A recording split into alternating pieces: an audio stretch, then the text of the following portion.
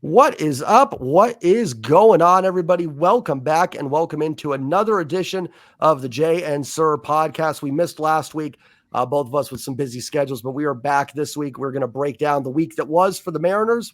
We're going to preview a little bit of the White Sox series coming up, and we'll maybe talk about some potential moves we see this team making, plus some of the roster moves they've already made with young guys like Bliss and now Tyler Locklear up on the roster as well. Before I get started, as always, you guys can do me a favor, smash that like button, hit subscribe, and comment your thoughts on the Mariners down below.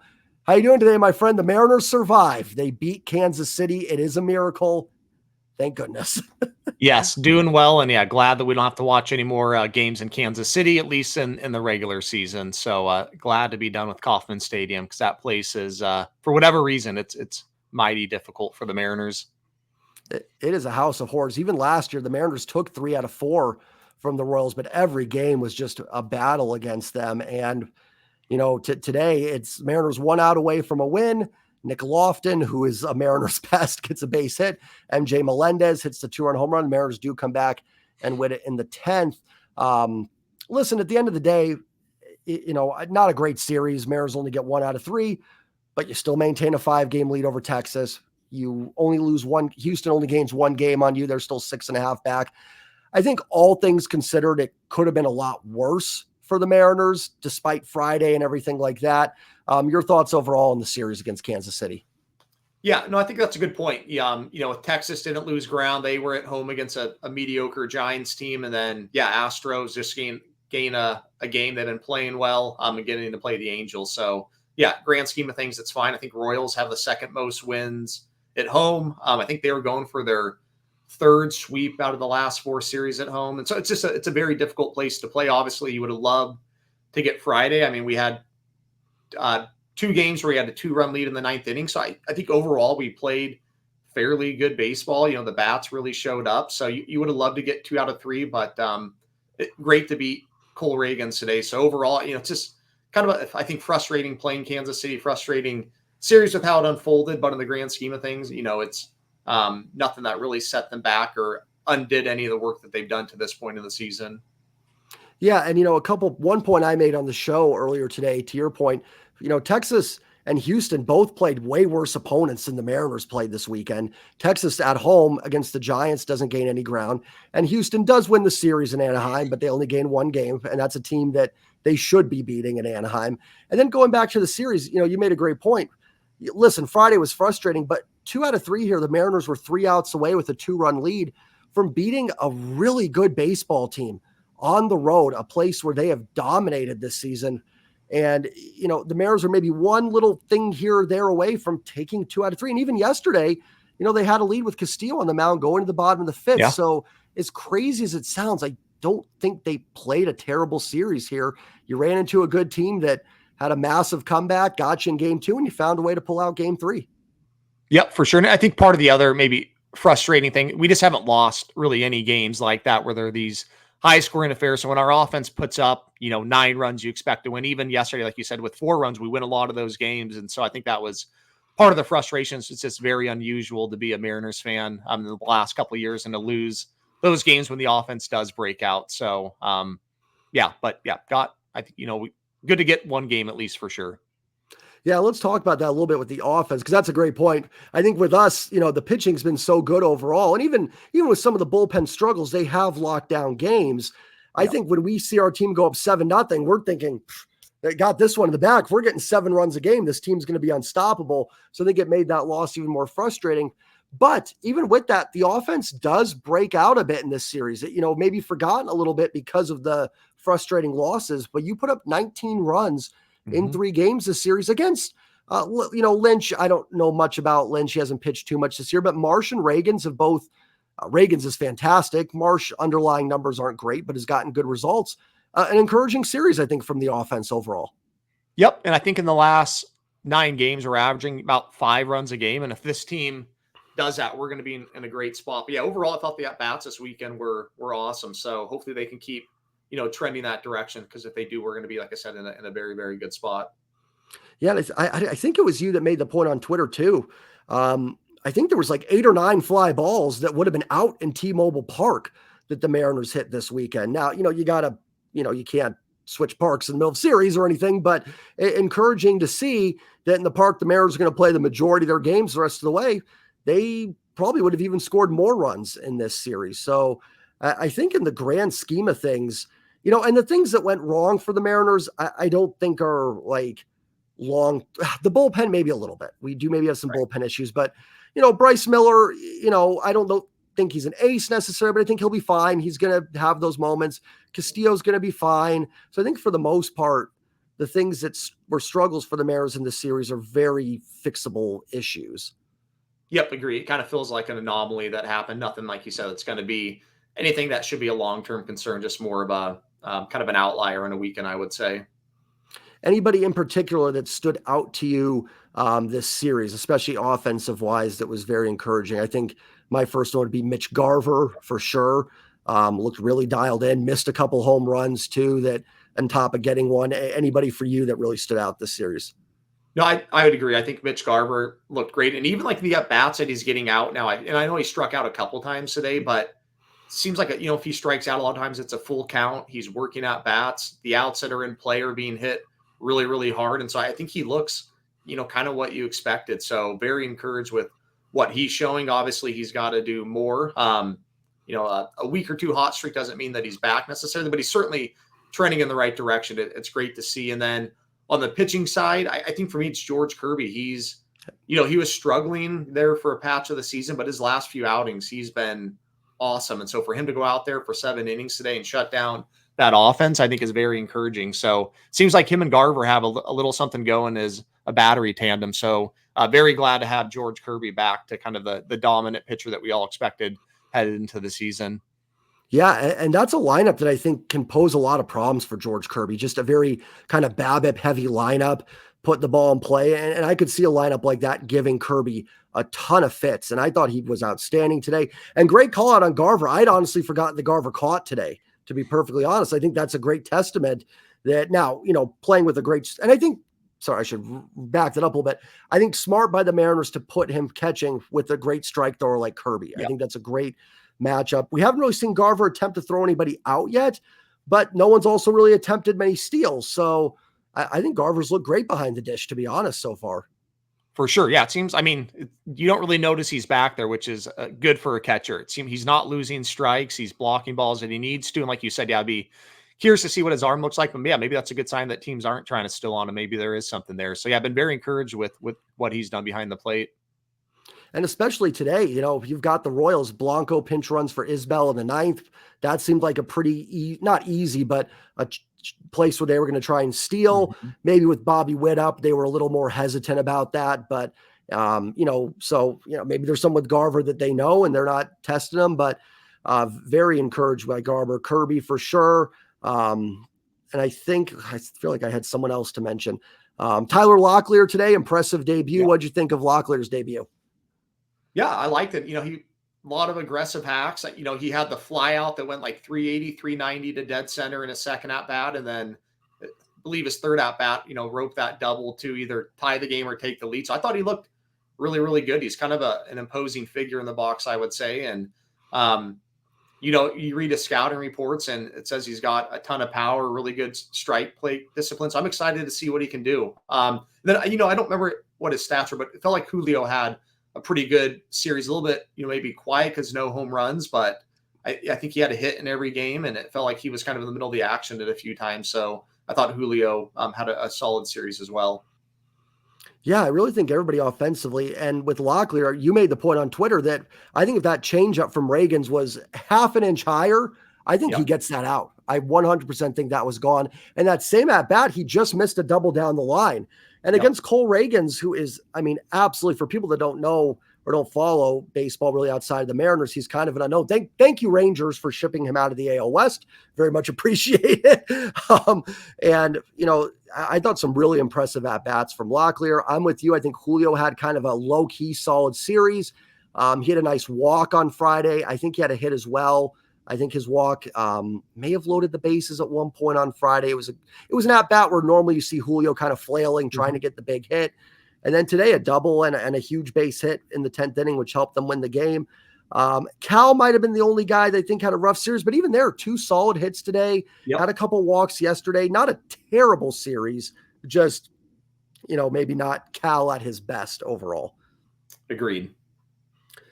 Going back to as we recap the week, obviously we've talked about the Royals series. The Mariners did lose 2 out of 3 against the Royals, did salvage a game in the series on Sunday. Good to see. Going back earlier in the week, the Mariners did manage to take 2 out of 3 from the Oakland Athletics. To start out the road trip, they finished the road trip 3-3. They won game 1. A little bit of scare there in the 9th inning with Munoz. Obviously, we know Munoz is back now. Game 2 was a frustrating loss to Joey Estes. But game 3, the Mariners bounced back with an outstanding performance from Brian Wu.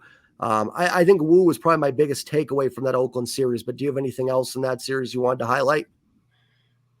Yeah, no, I agree. Pitching was very, very good in that series. Was a little bit disappointed in the hitting because, going back to the Angels series, we saw the bats wake up, and then in Oakland, there just wasn't much to go on. Julio obviously had the very impressive home run off of Mason Miller. I mean, there's not many hitters in baseball that can do that. Yeah, I don't know what the deal is with Joey Estes. We're 4-2 against Oakland, and both losses are to him, or we just cannot seem to solve him. And I saw, a tweet where his stuff grades out very, very well. And I didn't realize 22 years old, 22 years old and, a fairly decent prospect for him. So maybe he does have better stuff than we're giving him credit for just because we haven't seen him. But you certainly don't expect to be shut down to the magnitude that we have in both starts. But we got the series win there, which is really all you can ask for. So I was glad to see that. And yeah, a couple really good pitching outings. And yeah, I was glad to see Munoz back out there today because that Friday or the first game was terrifying. I don't know if it was his ankle or his back or what it may be. Then you find out that it's been an issue dating back to the second game of the year. So good to see that he was back out. And it sounds like something they can, hopefully manage moving forward this year because we certainly need Andres Munoz at the back end of games. Yeah, and we'll dive into the bullpen for sure and talk about some possible additions the team can make there. But yeah, this bullpen's taken some hits. It can't take a hit to Andres Munoz. There's just not enough guys down there to cover, and the amount of close games this team plays. But yeah, to your point, Estes is probably a little better than myself and everybody's given him credit for. I kind of did the same digging on him a little bit. And there is some stuff there. Like, it's not Patrick Corbin shutting you down or anything like that.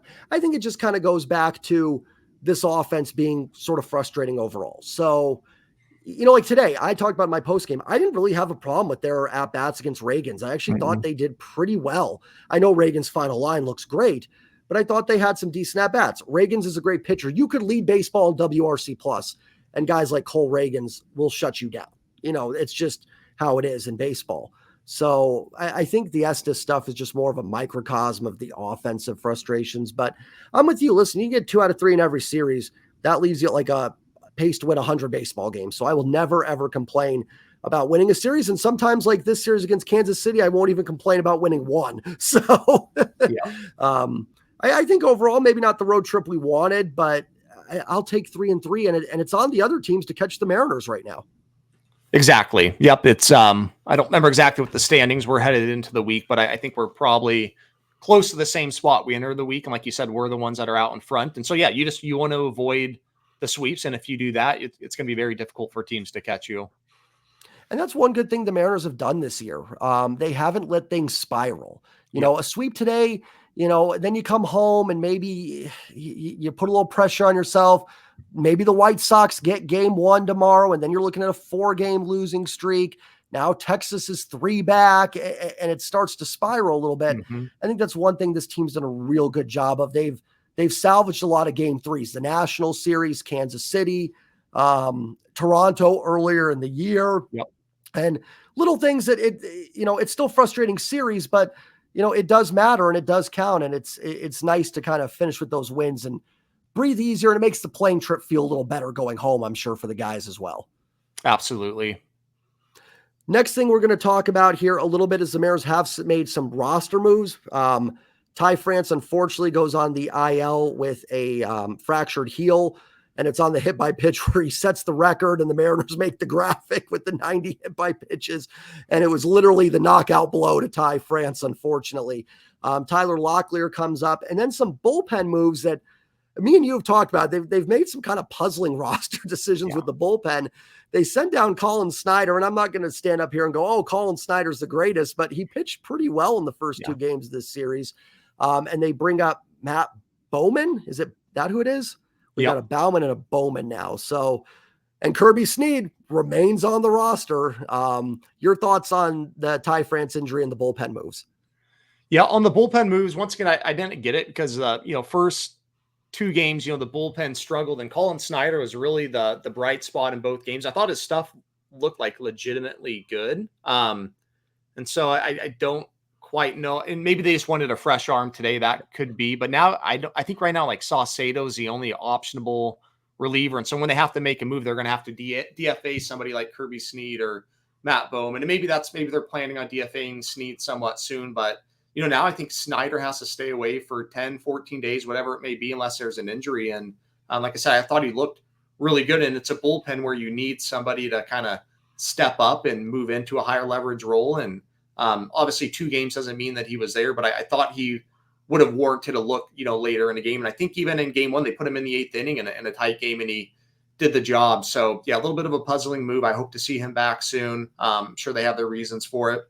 And yeah, the France injuries, it's a bummer. He started the year where he was smoking the ball. The results weren't there. Then he kind of fell into a little bit of a rut results-wise and process-wise. But then lately he's been awesome. I mean, on everything, he's had a little bit of a power surge. And so this awful timing for, Ty France to go down, it really looked like he may have found something. So that's a huge bummer. It'll be a hit to the lineup. But I'm excited to see what Locklear does. He's hit everywhere. He's been in the minors.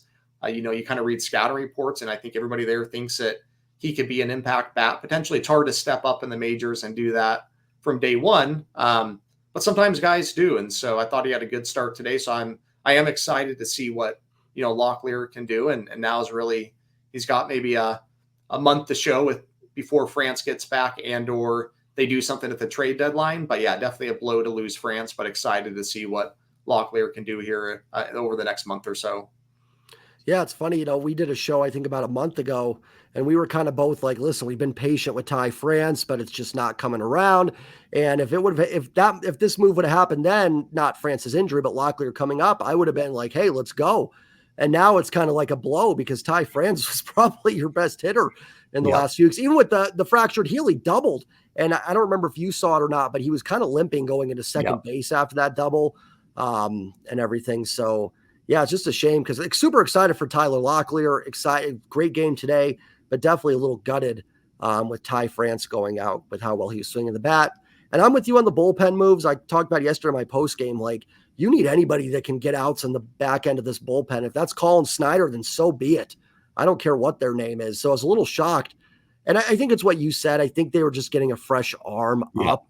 And Snyder was one of the few guys optionable in that bullpen, and he wasn't going to be available today. So they're just kind of playing the game of getting fresh arms in there. And I get it, right? Like, you'd rather send down a guy than DFA a guy. Yep. I talk about all the time. These are human beings. It's tough to go to Kirby Steen and be like, hey, you're out of this organization now.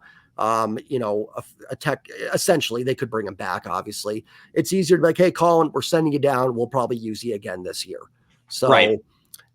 From that aspect, like, I don't think it's anything that's going to mess the Mariners' odds up of making the playoffs, but it's just been kind of a weird, the way they're getting to the result is very odd. It's like they're kind of, I don't know if you play golf or not, but they're kind of doing the zigzag to get to the green. They're not going straight down the fairway a little bit. Right. And it's kind of, once again, counter to what they did with Tyson Miller, where they did DFA a guy versus at that time they could have sent down Cody Bolton to keep a guy in the org, et cetera. So once again, it kind of runs counter to what they did in that move. And so yeah, it's a little bit bizarre, but I'm sure they have their reasons, and I'm sure we'll see Snyder back up soon. Yeah, and that's where I'm at. Like, it's just more the management of it seems bizarre. I'm not so much up in arms about who's here and who's not right now. But it just seems kind of weird the way they're doing it. But like you said, I'm sure they have their reasons for it, and they have access to data that we don't know. So, and I don't think Snead's actually been terrible. Right. He's just, I don't know. It seems like an easy guy to kind of move out of there. But anyways, we will move on. The Mariners will begin a 4-game set with the Chicago White Sox starting tomorrow. White Sox obviously not a very good baseball team. However, they do have Luis Robert back in the lineup now, and they actually have some pretty interesting arms they're throwing out against the Mariners. I believe, is it Fetty or Feedy? The pitcher that they signed this offseason. He was actually a guy I was going to make a video on for the Mariners to look at as sort of a depth guy, and then went to Chicago. They got a guy making their major league debut, one of their top prospects. And then I think you're facing Crochet as well. So if I'm not mistaken, so it's going to be a tougher series than maybe people think. Right.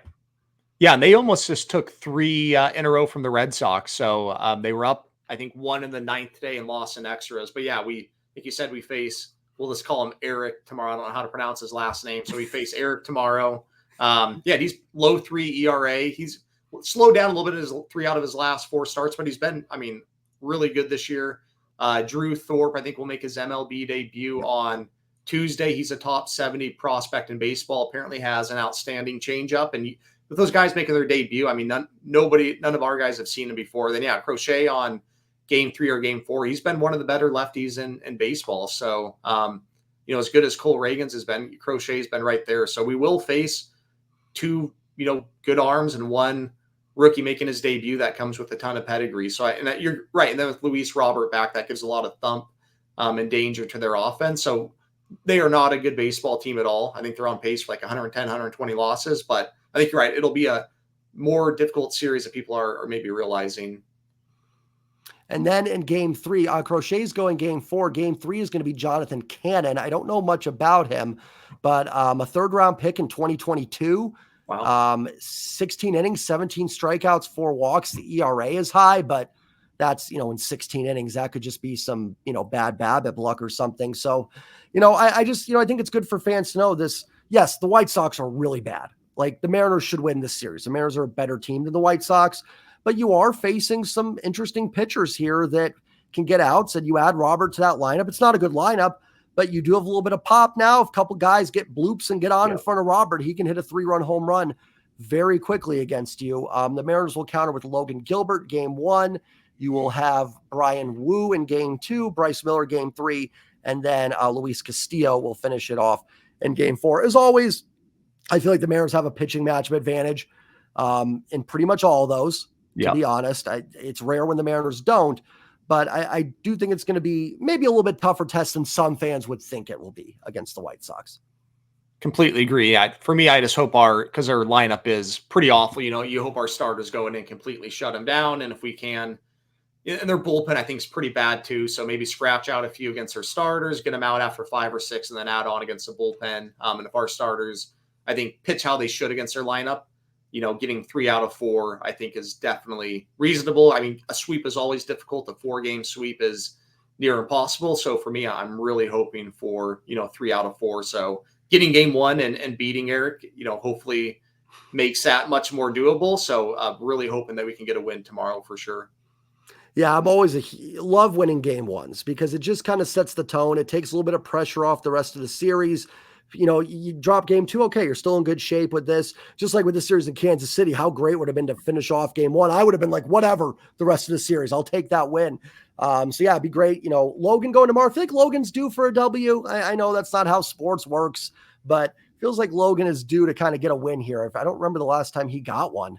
I know I don't use wins. I know you don't either to evaluate pitchers, but I know it's important for them. And it feels like it's been a while since Logan has gotten a W. I honestly didn't mean to put you on the spot with that one, but I don't remember when Logan last won a game. He should have won in Oakland, but that was the Estes game. Let me look real quick. I can pull it up here.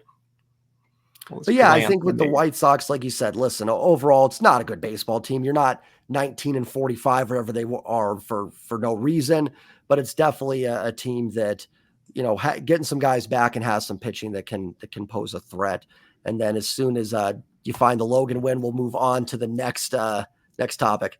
Yeah, his last decision was May 4th at Houston. So yeah, it's been 6 starts, and we are 1-5 in those. And like I said, he was bad in Minnesota, not great at home against KC, decent in New York, probably deserved to win at Nationals and at Oakland, and then wasn't very good at home against Houston either. So yeah, he's kind of wavered a little bit. And yeah, 1-5 in his last 6. So yeah, the team is definitely due for a win in one of his starts. Yeah, he's due himself for a win as well. Yeah, definitely feels like it. Next thing we'll move on to, I know we've talked about this before, but obviously, listen, Mariners are in first place. They have a 5-game lead. I would be very shocked if they are quiet acquiring players and making trades as we start to kind of sort out what this team needs. Obviously, we've talked before about bullpen arms and everything like that. I think that's still a need. I think you'd agree. But anything else that stands out for you this team needs to do to put themselves over the top to win the AL West? Nope, I'd agree with the bullpen. It will be interesting there because they're converting Logan Evans, one of their best pitching prospects, and he should be up maybe within a month. And then looks like Santos is trending in the right direction. Don't know much about Spire, but if you got him back and he looked good too, that's 3 pretty big arms that you could add. And if those 3 are added and look kind of themselves, the bullpen becomes much less of a need. I still think you need to go add one just because you can't necessarily rely on them, but I think the bullpen could look a lot different.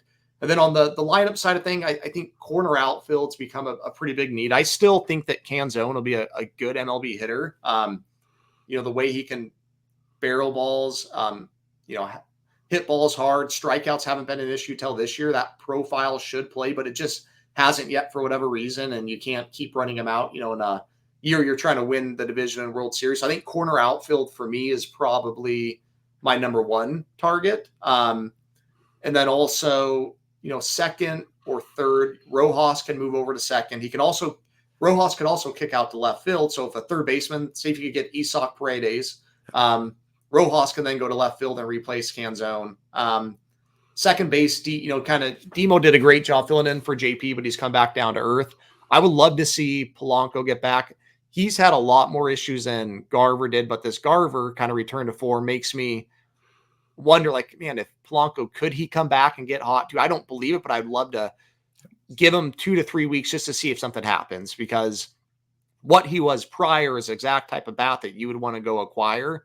And so maybe he does break out. I doubt it, but I'd love to kind of have him get one more chance before the deadline. And then with the France injury, first base, DH, once again with Garver kind of breaking out, it's like, do you need a DH? But you also can't carry all these question marks post the deadline, so you have to go make a few moves. But for me, left field is one where I think you can pretty confidently say we need to do something there, or third base with Rojas able to kick out. So that's a good thing. They have kind of options of where they can go acquire. So I think they can just go look at the best bat possible, go get him, then maybe find a role player type piece for the second one. But I do think they need to get 2 bats.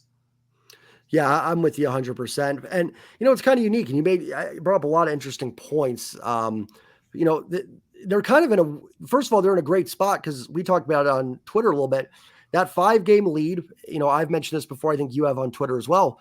It does allow them to be patient on things. They don't have to get desperate. If they were 3 games back, you probably have to get a reliever tomorrow and probably have to overpay a little bit to get him. There's just really nothing you can do. But this 5-game lead allows them to kind of do a couple things that you mentioned. Could they use a second base upgrade? Yeah, like I said, you could move Rojas, maybe Bliss takes off, but it allows them to be patient, maybe get Polanco back. Like you said, give him 2-3 weeks, see if he can find that form. You can kind of look at that as a deadline acquisition. Santos does legitimately sound closer. He was thrown off the mound in Oakland, and it does sound like he may be close to going on a rehab assignment. That July timetable might be legit. There's your bullpen arm right there. I mean, imagine, last year saying, hey, you're going to get Gregory Santos at the trade deadline. Like, there we go. That's beautiful. He's amazing. Mitch Garver heating up. That can kind of be, there's your DH guy maybe, but it's also the flip side. Polanco may not bounce back. You don't have Santos back yet. We don't know about Spire. Garver's looks like he's turning it around, but we've kind of seen this before. Some of these guys, then they dip right back off for another week. I think regardless, I'm with you, a corner outfielder. Right now, Canzone, and then Mitch Haniger too. It's just not, you're just not getting the production you need. And I'm with you. I think very similar to what we saw in the 22 deadline. One big acquisition. They did Luis Castillo. And I think one more kind of secondary player. I'm going to throw a name out there. You brought him up on Twitter as kind of a secondary player. And I don't hate the idea. I find Abraham Toro kind of fascinating, to be perfectly honest. The irony of it is that Toro is kind of a guy that the team needs, the guy they were hoping he'd be when they acquired him. I'm not saying go out and get Toro necessarily, but you mentioned that the other day, and I thought that was kind of an interesting name, and the profile is kind of what this team could use. Yeah, no, for sure. From what he's done this year, if you were to trade for him and he carried that over and did that here, he would be a big addition to the team. I doubt the Mariners will do it. I don't necessarily want them to, just because he's been here and it hasn't worked out. But that's the type of bat that they could really use as kind of this high contact, get on base. So yeah, it's difficult because there's not a ton of sellers right now, and who knows how it'll shake out with the 3 wild cards in each league. So yeah, we kind of need some of these other teams to fall off just to increase the supply at the deadline, because right now it doesn't look like there'll be a ton, but there's still a little ways to go. So that'll help too, if hopefully a few more teams can fall off. Yeah, a lot of the problems here is the National League. You look at the wild card race, and I mean, even the Marlins are only like 7 games out of a playoff spot or something like that. So, I think it would really behoove one of those teams that's in that mix to sell, to kind of be like, we're going to actually take the initiative here and sell off guys. Funny enough, I actually think that's something like Jerry DiPoto would do if he was in the National League. I think he'd take advantage of that and actually sell and really get a haul for some guys. There's a lot of interesting names, like Taylor Ward's a guy I think would be a great fit. I don't know if I see Jerry making a deal with the Angels. I don't know if that's going to happen. Toro, Adams, Urseg, all kind of interesting, but do you want to send prospects in the division? I'd rather ship them off to the National League, where if they take off, it's not going to hurt you as much. So, and then minus that, the AL, you're trying to trade with maybe Tampa and Chicago. And it sounds like Chicago kind of wants the world for Luis Robert, which what's your thoughts on Luis Robert? We haven't talked about him much for a trade acquisition. I'll let you take the floor on Robert, and I'll give my thoughts. Yeah, he's obviously very talented, and if he's healthy and right, he could be an impact player. But a couple issues I have is, one, some of his value is tied up in his center field defense, which he wouldn't play for us. He is injury prone, and then just his profile, there's a lot of swing and miss. And so it worries me a little bit that he could come here and not hit. So for me, it's almost like I'd rather go get a veteran who's just a little bit more, I guess, reliable and predictable. But at the same time, you go get Robert and he comes here and he's right. He completely changes the dynamic of the offense. So it's interesting. I wouldn't be mad if they went and got him. But I do have just some concerns of what he could do, just because I don't think he's very predictable. Yeah, I mean, again, we're not making much for a debate here, because I agree 100%. Listen, if they acquire Robert tomorrow, I don't care who you trade, I'll be excited that at least Robert is a Seattle Mariner. Like, there is nothing that would make me not excited about that. But like you said, there are some legitimate concerns. Hasn't stayed healthy. That the profile as a right-handed hitter in T-Mobile. Listen, I think his power obviously can translate, but there are some, red flags there, I guess, a little bit.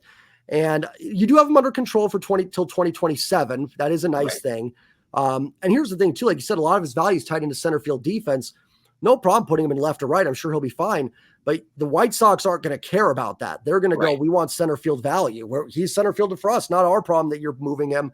They'll tell you, hey, move Julio. We don't care. So that's going to make it a little more steep of a price. To me, Robert just comes down to what the price is. I think there's trades out there that I'd be absolutely fine with. There won't be a universe where I wouldn't be excited about it. He's a tremendous player. But there is a universe where I'm going, I don't know if that is the best move for the Mariners. Agreed. And I'm with you. I think there's a few other veterans that you can get cheaper. And I'm all for going to get a big name. I'm not trying to advocate that this team shouldn't. But as much as, and I'm not a believer in really that there's any untouchable prospects. You got to do what you got to do to win. But you can't just be like, oh, hey, Chicago, here's our top 10 prospects. Send us Robert. Robert's hurt. And, and White Sox now World Series contender in 3 years with all your prospects. So you do have to be a little careful. Yep, completely. And I just kind of look at too, like if they're, for what they're asking, part of me would rather use those prospects and go get like 3 really good players, or 2, or, whatever it may be, that are a little bit more predictable, versus putting all your eggs in one basket, essentially. It's also kind of what it boils down to for me. Yeah, and I've had a couple people tell me too with the injury stuff, it's well because he's in Chicago and he doesn't want to be there, and that might be the case, but then that's a little bit of a red flag to me Yeah. too. Like I don't usually get on players with character and stuff. I don't know these guys at all, but then it's kind of like okay, so he's not selling out to be on his with his team every day. So there are some things, and again, to anybody listening, love Luis Robert, no problem with him being a Seattle Mariner. If it happens tomorrow, I will be the biggest cheerleader for Luis Robert you guys have ever seen. But there are some legitimate questions, is I think what both of us, are trying to allude to here. Anything else you've got? Anything you want to go over with the team? Anything you wanted to bring up? No, I think, yeah, big week ahead, chance to get some wins against the White Sox and then a big one against Texas this weekend. So, if this week goes well, say you take 3 or 4 from the White Sox, 2 or 3 from the Rangers, you could find yourself, 7 games up on Texas and Houston. So I think there's a pretty big opportunity here if they get back home and play good baseball to create even some additional, space in the division. So looking forward to it. Hopefully they do come out and play well, and hopefully the bats keep trending in the right direction. Hopefully Garver has another good week. And with each kind of week that he can keep posting good numbers, I think it just gets more and more likely that he can be a solution moving forward in the lineup. So I think a couple things to look out for there. Yeah, absolutely. Like you said, huge week here. White Sox for 4, Rangers for 3. I think the Rangers are in LA to play the Dodgers early in this week. So potential, listen, anything can happen in baseball, but potential to gain some ground there. And then a big series with them coming in. And you are going to get a desperate Rangers team. We talked about it with Houston. You are going to get everything they have in that series when Texas comes in here, because they're going to know they're entering that series 4, 5, 6 back. If they lose the series, nothing's over in June. But if you're 8 games back and we're 2 weeks away from July, that's a hole. That is a very significant hole to dig yourself out of. So, the Mariners, I don't want to call them the hunted right now, that they haven't won anything yet, but you are going to get these teams' best games coming up here. So it'll be a good test for the Mariners as well. And then to your point, is like you said, with Garver and some of these guys heating up, I say it all the time. We can go over all the possible acquisitions. The best thing for the Mariners is the current guys raking, hitting, and getting better. That's the best thing for this team right now. Make the decisions much easier come trade deadline time. Yep, completely agree. All right, that is it for the show today. As always, guys, like the video, comment your thoughts, hit subscribe. I forgot to plug MarinersSUR on Twitter. I apologize, but I will have the link to his Twitter account down below. Go follow him on Twitter. Not joking, it is truly one of the best Mariners Twitter accounts out there. If you're like me and more in that sort of level-headed fan, that's how you view it, then MarinersSUR is for you, because you're not going to get over-the-top reactions where everybody should be fired after one game. You're going to get level-headed approach and good, honest analysis of the Mariners. So go give him a follow, and we will see you guys all next week. I'll be back tomorrow night with the post-game recap. Take care, everybody, and go Mariners.